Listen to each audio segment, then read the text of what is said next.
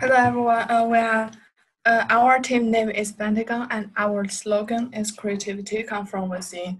And we choose a project name that is Decentralized Exchange, and the case is Benson. And we have five members. They are Brian, Catalina, Lucy, Verena, and Zoe. So today we will start a debate on the pros and cons of Benson. And it's our pro and con team members. In the pro side, there is Brian and Catalina, and the con side is Wu Xiting, Lucy, and Dou Xinyi, Zoe.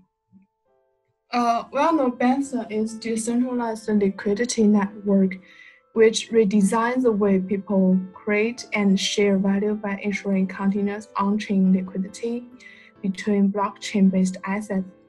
The Benson network is expanding, creating the world's largest decentralized cross-chain liquidity network across blockchains. Benson protocol were first proposed by Keynes after World War II, and later the core principles were applied to blockchain.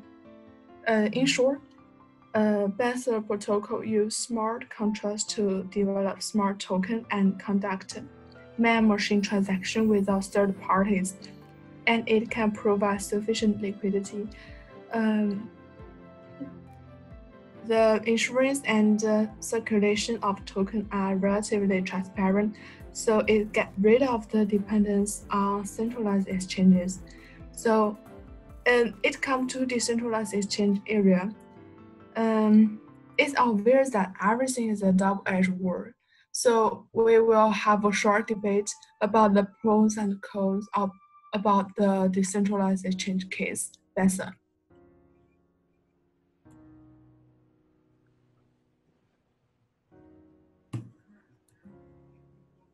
Okay, this is time for pointing. Hello, my name is Brian. Smart tokens are a new paradigm in token market. They introduce multi-advantage over the traditional exchange-based trading. Also, they incorporate automated and decentralized agencies that tireless field conversations order at prices that reflects mathematics, supplies and demand, and which adopt conversation size in real time. We have 4 points. They are continuous liquidity, no built-in fees, adjustable price sensibility, and no spread. So I'm going to say a little bit about these 4 points. For continuous liquidity, users can always buy or sell tokens in the network directly through their smart contracts, even when there are only a few or no other buyers or sellers in the market. Because prices adjust to conversion size, there is always some price at which token may be converted. For no build fees, by default, smart tokens do not apply fees to the conversions they execute. The only fees incurred by users are those required to transact with the underlying blockchain. While smart token creators may set an optional usage charge called a contribution for conversion via their particle smart token, this will likely be very low as the open source nature of the protocol would allow another user to easily create a competing smart token offering a similar conversion ability for less. For the adjustable price sensibility, the leverage provided by a substantial connector balance and height weight makes the price of a particular smart token less sensitive to short-term speculation or sudden turbulence caused by large orders. For the no spread, the Benker formula applies the same price calculation when handling both buy and sell orders. This contrasts with traditional exchanges where the buy price is always lower than the sell price.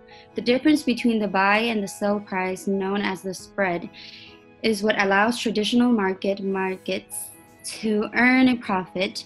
As mentioned before, the banker protocol does not require this profit in order to operate, and decentralized spreads may be introduced in order to encourage adoption of the network and benefiting all participants. Okay, the prompt team has listed so many of merit. And what about you, Quantum? What's your how do you respond to what prompt team said before? We think banker hasn't become mature enough, and there exist some leaks and flaws, so that banker cannot handle all the events. The first problem is its a security problem. Since security problem is a severe and almost inevitable network problem nowadays, and the banker depends on network. So banker may be faced with the threat from hackers, inaccessibility of network, and so on in the future. Besides, for now, it is true that there are still a large number of project parties that intend to use banker to collect money illegally, which causes the insecurity of investors to participate in the project. The second problem is its responsibility problem. Who is responsible for banker if there are problems? Who is responsible for the risks? Who will compensate if there are problems and loss? The responsibility hasn't been fully implemented, which may bring more potential risks. And the third problem is its inflexibility. Firstly, as banker is based on computers, banker is restricted to established programming and cannot deal with some emergencies and accidents automatically. More importantly, at present, most banker projects are issued based on other tokens, such as EOS. The price of newly issued tokens is mathematically related to the price of the mother currency. This will lead to a problem that in the market where the mother currency is not stable, the actual value of the newly issued one will certainly affected by the fluctuations. Take the dollar and gold as an example. The initial issuance of the US dollar is bought to gold, and only after people generally accept and have a consensus on the value of the US dollar can it really display an independent value according to its own market law. Similarly, at the beginning, we need a mother currency to be anchored in order to make the new one accepted by the public. And when the new currency is gradually recognized and accepted, it needs a mechanism to be independent of the anchored mother currency. However, the existing banker projects haven't got a specific mechanism for the newly issued currency to be independent of the mother currency. Yes, and besides the three parts, and it also brings unfairness and speculative frenzy.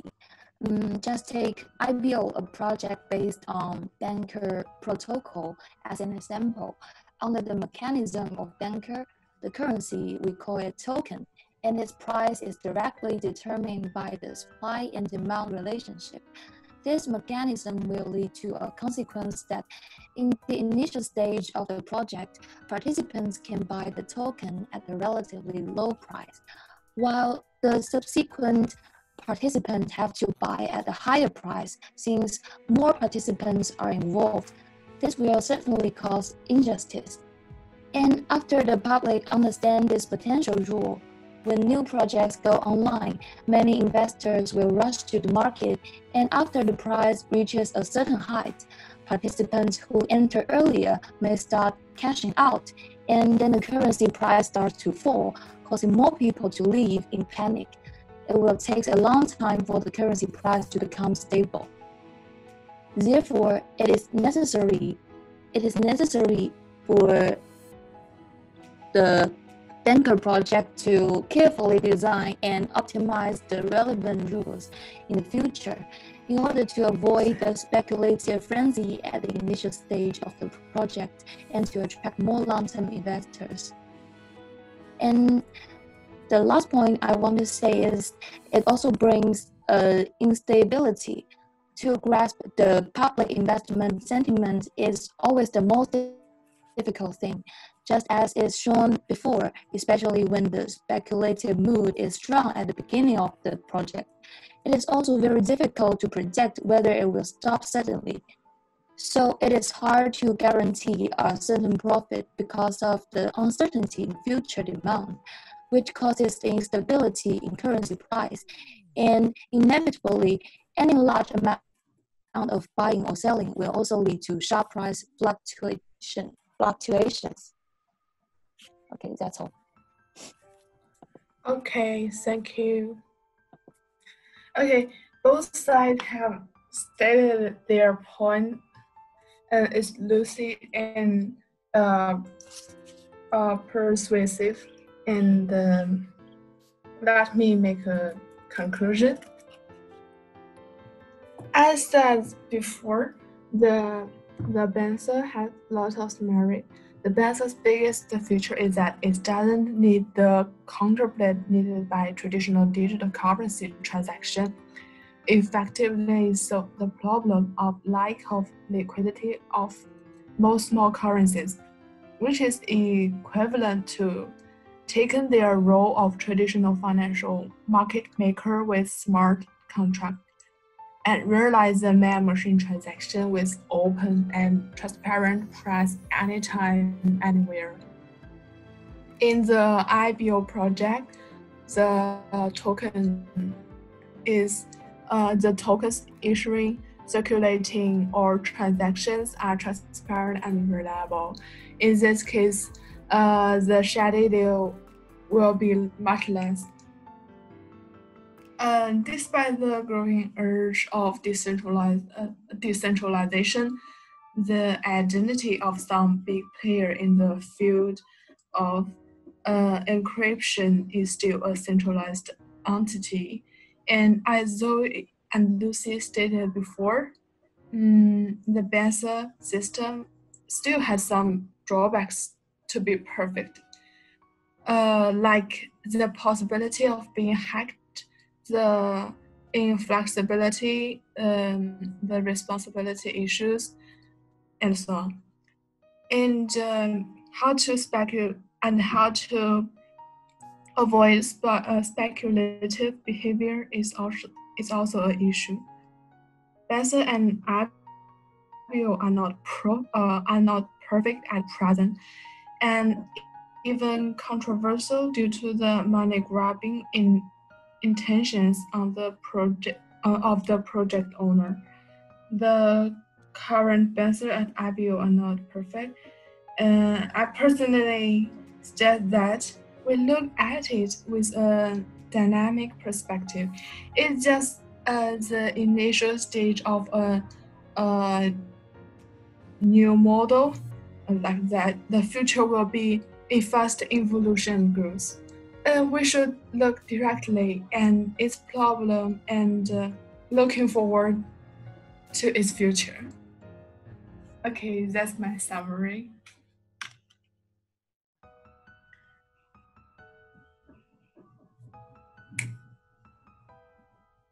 That's all. Thank you.